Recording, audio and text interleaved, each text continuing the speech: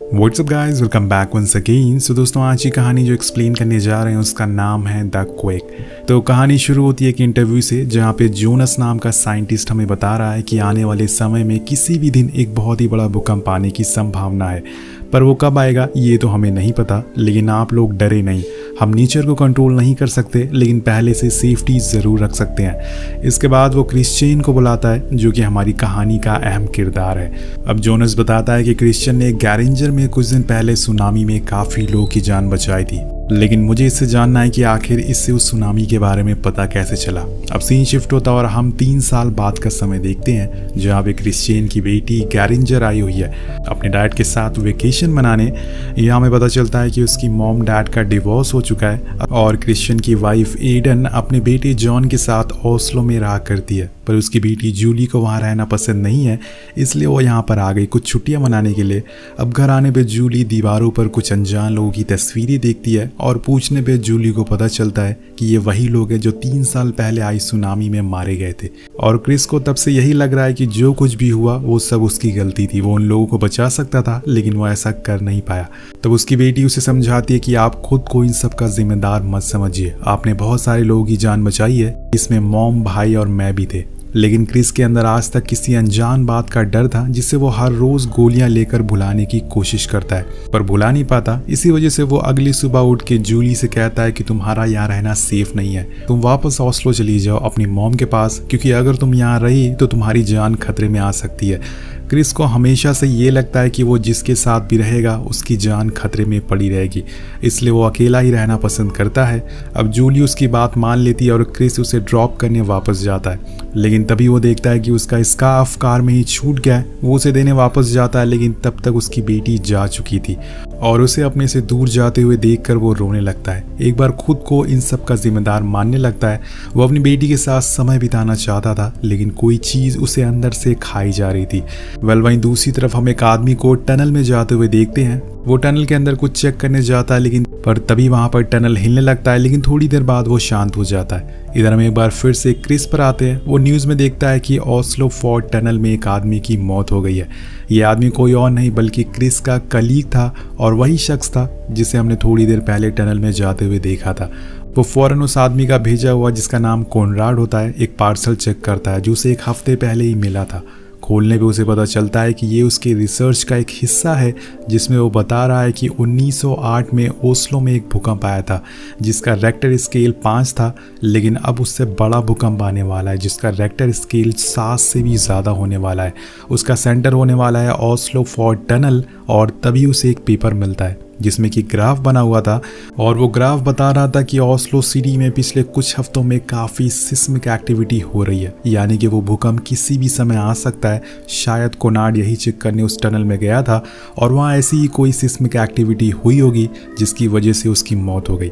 अब ये सारी चीज़ें देखकर क्रिस डिसाइड करता है कि वो ओस्लो सिटी जाएगा, क्योंकि उसे अब वही गलती दोबारा नहीं करनी थी जो उसने 3 साल पहले करी थी। वो फौरन नॉर्सान नाम की कंपनी में जाता है जहाँ कोनार्ड काम करता था। वहाँ उसकी मुलाकात जोनस से होती है। अब क्रिस उसे ओस्लो सिटी या उसके आसपास होने वाली सिस्मिक एक्टिविटी की रिपोर्ट बताता है। जोनस कहता है कि तुम बता रहे हो वो शायद गलत हो सकता है, क्योंकि जिन एक्टिविटी की बात कोनार्ड कर रहा था उसके आसपास कंस्ट्रक्शन हो रहा है और ब्लास्ट होने की वजह से ये एक्टिविटी वहाँ पर हो रही होगी। लेकिन क्रिस को यकीन नहीं हो रहा था, उसे कहीं ना कहीं लग रहा था कि कुछ बड़ा होने वाला है। अब यहाँ से वो सीधा कोनार्ड के घर जाता है, जहाँ उसकी मुलाकात मेरिट से होती है, जो कोनार्ड की बेटी थी, और वो उसे बताता है कि कोनार्ड उसका दोस्त था, वो उनकी रिसर्च से जुड़ी चीज़ों को देखने आया है। अब यहाँ से वो सीधा उसके रूम में जाता है और यहाँ पहुँचने पर क्रिस हैरान रह जाता है, क्योंकि यहाँ पर चारों तरफ बस भूकंप से रिलेटेड चीज़ें, उसके आर्टिकल मौजूद थे। वहाँ कुछ पत्थर भी मौजूद थे जिस पर वो रिसर्च कर रहा था। तभी उसे कुछ मैप्स दिखते हैं जिस पर रेड डॉट बने हुए थे। इन डॉट्स को देखकर वो तुरंत ही जोनस को कॉल लगाता है, लेकिन वो फिर से वही बात कहता है कि ये कंस्ट्रक्शन की वजह से हुआ है और मुझे अभी कुछ काम है, मैं तुमसे बाद में बात करता हूँ। अब ये सब देखकर क्रिस डिसाइड करता है कि उसे खुद ही कुछ करना होगा, कोई भी उसका साथ नहीं देने वाला है। पर इससे पहले वो अपनी फैमिली से जाके मिलता है, जहाँ पे उसकी वाइफ और उसके बच्चे उसे देखकर बहुत ही खुश होते हैं। उसकी वाइफ बताती है कि कल जूली का ओपरा फंक्शन है, क्या तुम उसमें आ सकते हो? तो वो कहता है कि हाँ मैं ज़रूर आऊँगा। लेकिन इसी बीच हम देखते हैं कि उनके घर की लाइट चली जाती है और ये हफ्ते में तीसरी बार हो चुका था, जो सुन के क्रिस को थोड़ा अजीब लगता है। अब वो जाके बोर्ड्स को चेक करने लगता है, पर तभी दोनों में एक बार फिर से बहस होना शुरू हो जाती है और एडन उसकी वाइफ वहां से चली जाती है। अगले सीन में हम क्रिस को मैरिट के साथ देखते हैं, जहां वो उसे पूछता है कि क्या उसे कभी ऐसा लगा कि कुछ बहुत ही बुरा होने वाला है। तो मैरिट को ये बात समझ नहीं आती। फिर क्रिस उसे एक रिक्वेस्ट करता है कि वो उसे लेके उसी जगह चले जहां उसके डैड की मौत हुई थी, यानी कि उसी टनल में। पर वो मना कर देती है और तब वो कहता है कि तुम उनकी बेटी हो, तुम्हें इतना तो पता होना चाहिए कि आखिरकार तुम्हारे डैड किस चीज़ को ढूंढते हुए मारे गए।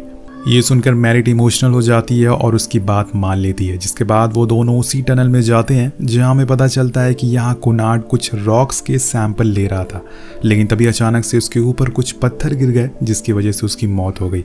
अब क्रिस उन सैंपल को लेके आने लगता है और इसी बीच हम देखते हैं कि जूली की मॉम उसे बताती है कि उसके डैड क्रिस आज उसके शो देखने आ रहा है, लेकिन यहाँ हम देखते हैं कि क्रिस के दिमाग में कुछ और ही चल रहा था। वो उन सैंपल को लेके शो के लिए निकल रहा था, पर तब तक बहुत ही देर हो जाती है। जूली का शो ख़त्म होने वाला था। उसकी वाइफ एडन बाहर आकर उसे कॉल लगाती है और पूछती है कि तुम कहाँ पर हो। तो क्रिस बताता है कि हाँ बस मैं रास्ते में हूँ, मैं बस पहुँचने ही वाला हूँ। अब उसके हाथ में जो सैंपल रॉक थी वो टूट जाती है और तभी पूरे शहर की लाइट चली जाती है और एडन समझ गई थी कि शायद कुछ बहुत ही बुरा होने वाला है। और तभी हम देखते हैं कि एक छोटा सा अर्थक्वेक आता है जिससे सारे लोग डर जाते हैं। एडन फौरन अंदर भाग कर जाती है और जूली को ढूंढने लगती है और ऊपर से स्टेडियम में इतना ज़्यादा अंधेरा था कि उसे कुछ भी दिखाई नहीं दे रहा था। लेकिन तभी उसकी किस्मत अच्छी होती है और जूली उसे देख जाती है, जो कि सेफ थी। वो उसे लेके फौरन बाहर आती है और क्रिस को कॉल लगा के फौरन घर आने को कहती है, लेकिन वो घर जाने के बजाय उसी ओपरा हाउस में जाता है जहाँ पे भूकंप आया था। वहाँ उसे जोनस मिलता है, जो अपनी टीम के साथ इस रेक्टर स्केल को चेक करने में लगा हुआ था। क्रिस उसे गुस्से में कहता है कि क्या तुम अभी भी इसे ब्लास्ट का झटका ही कहोगे। तो जोनस कहता है कि ये ओस्लो शहर है, एक ऐसी जगह है जहाँ से झटके आना आम बात है, हमें इसका आदी बनना पड़ेगा। ओपरा हाउस की बिल्डिंग कमज़ोर थी इसलिए वो ढह गई, बाकी ऐसा कुछ नहीं है। पर क्रिस उसकी बातें नहीं मानता। वो उसे बार बार एक ही सवाल करता है। तो जोनस कहता है कि मुझे पता है तुमने ऐसा हादसा एक बार देखा हुआ है, पर ऐसा ज़रूरी नहीं है कि वो दोबारा भी हो जाए। तुम्हें लग रहा है कि तुम जहाँ भी जाओगे वहाँ वो हादसा होने वाला होगा, ऐसा कुछ नहीं है, तुम्हें बस थोड़े आराम की ज़रूरत है। इसके बाद सब कुछ नॉर्मल हो जाता और एडन अपने काम पे चली जाती है। पर वहीं मैरिट को अपने डैड कोनार्ड के लैपटॉप में कुछ अजीब चीज़ें मिलती है और वो देखती है कि उसमें कुछ चूहों पर एक्सपेरिमेंट किया जा रहा था। थोड़ी देर में वो चूहे एक एक करके मारे जाते हैं और ये वीडियो देखकर वो फौरन क्रिस को इस बारे में बताती है। इधर जोनस को भी मॉनिटर पर कुछ हरकत दिखती है जो कि शायद किसी बड़ी चीज का संदेश दे रही थी। इधर जब क्रिस उन वीडियोस को देखता है तो समझ जाता है कि वो चूहे एक गैस की वजह से मारे जा रहे थे जो उस टनल में बह रही है। उसके पास कुछ फोटोज भी होती है जिसमें सेम ऐसे ही चूहे थे। अब ये सारे सबूत देखकर, सारी रिसर्च देखकर वो कहता है कि कोनार्ड हमें कुछ बताना चाह रहे थे, वो हमें वार्निंग दे रहे थे जो शायद आज ही होने वाला है। मतलब कि आज ही वो दिन है जब बड़ा भूकंप आने वाला है, हमें यहाँ से जल्दी निकलना होगा। और फौरन सारे लोग कार में बैठते हैं और जूली अपने भाई को फ़ोन लगाती है, पर वो कॉलेज में होता है। वहीं उसकी मॉम वो अपनी जॉब पर थी, इसलिए क्रिस डिसाइड करता है कि वो सबसे पहले ईडन के पास जाएगा और वहाँ जूली को छोड़ के फिर अपने बेटे को लेने जाएगा। अब कुछ समय बाद वो लोग होटल पहुँच जाते हैं, जहाँ जाने भी पता चलता है कि ईडन 38वें फ्लोर पर काम कर रही है। क्रिस फौरन वहां जाता है और उसे इन सब के बारे में बताता है, लेकिन उसे ये सब मजाक लगता है। उसे लगता है कि शायद क्रिस पागल हो गया, इसलिए वो यहाँ से जाने से मना कर देती है। लेकिन क्रिस जानता था कि उसके पास अब कुछ ही समय बचा हुआ है, अगर वो बिल्डिंग से नहीं निकले तो सब कुछ तबाह हो जाएगा। अब वो नहीं मानता और जानबूझकर फायर अलार्म को ट्रिगर कर देता है, जिससे सारे लोग वहां से जाने लगते हैं। अब क्रिस एडन को लेके नीचे जाने लगता है, पर तभी उसे वहां जूली दिखती है जो उसे ढूंढते हुए ऊपर आ गई थी। वो बाहर निकलने की कोशिश करता है और जूली को बचाने की कोशिश करता है, पर अब ये लिफ्ट नीचे ग्राउंड फ्लोर पर जाकर रुकेगी क्योंकि फायर अलार्म ऑन हो चुका है। नीचे मैरिट परेशान हो जाती है क्योंकि जूली आसपास उसे नहीं दिखती, इसलिए वो भी उसे ढूंढते हुए होटल में चली जाती है। अब यहाँ जूली टेरेस पे पहुंच चुकी थी और उसे कुछ ऐसा देख लेती है जिससे उसके होश उड़ जाते हैं, और वो क्या चीज़ है ये आपको थोड़ी देर में पता चल जाएगा। इधर क्रिस जोनस को कॉल लगाता और बोलता है कि मुझे पता है कि तुमने अभी भी कुछ नहीं देखा होगा मॉनिटर पर वो कुछ नहीं बोलता और फ़ोन कट कर देता है क्योंकि उसके मॉनिटर पर हर तरफ भूकंप के सिग्नल मिलना चालू हो गए थे। इन्हें देखकर ऐसा लग रहा था कि बहुत ही बड़ी तबाही आने वाली है। कुछ देर बाद एक बार फिर पूरे शहर की लाइट चली जाती है और यहाँ तक कि नॉर्थ स्टार कंपनी की भी। सारे लोग वहाँ से भागने लगते हैं, पर जोनस को तो यकीन ही नहीं हो रहा था कि ये क्या हो रहा है। उसके आंखों के सामने एक बड़ा भूकंप उनकी तरफ बढ़ रहा था। अब लाइट के जाने की वजह से क्रिस और एडन की लिफ्ट भी वहीं रुक जाती है और वहीं मैरिट ऊपर पहुंच गई थी जूली के पास। वहाँ का नज़ारा देखकर उसके रोंगटे खड़े हो जाते हैं। पूरा शहर भूकंप के कारण हिल चुका था। ऐसा लग रहा था कि पूरी धरती कांप रही है। हर आसमान से छूती इमारतें कांपने लगती है और पूरा शहर उथल पुथल हो रहा था।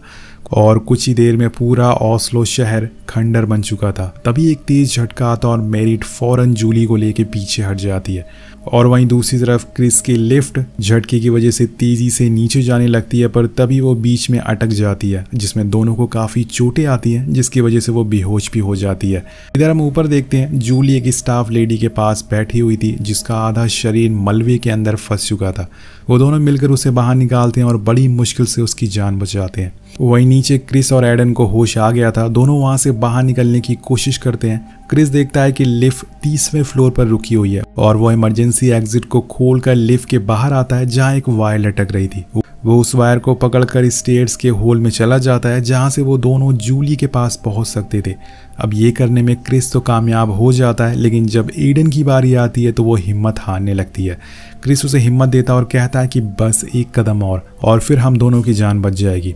एडन हिम्मत करके हाथ आगे बढ़ाती है, पर तभी ऊपर से एक लिफ्ट तेजी से नीचे आती है और एडन को अपने साथ लेके नीचे चली जाती है और इसी के साथ उसकी मौत हो जाती है। ये देख के क्रिस पूरी तरह से टूट जाता है और वहीं रोने लगता है। उसने फिर किसी अपने को खो दिया, लेकिन वो हिम्मत नहीं हारता और बड़ी मुश्किल से अपने आप को संभालता है और ऊपर जूली के पास जाने लगता है। और इधर ऊपर भी कुछ कम मुसीबतें नहीं थी। मैरिट देखती है कि सामने वाली बिल्डिंग अब गिरने वाली है और तभी वो इमारत आकर उनकी बिल्डिंग के एक हिस्से से टकराती है, जिससे कि उनकी बिल्डिंग का एक हिस्सा पूरी तरह से टूट जाता है, जिससे सारी चीज़ें अब इस स्लोप की वजह से नीचे गिरने लगती है, जिसमें वो स्टाफ वाली लेडी भी नीचे चली जाती है और उसकी वहीं मौत हो जाती है।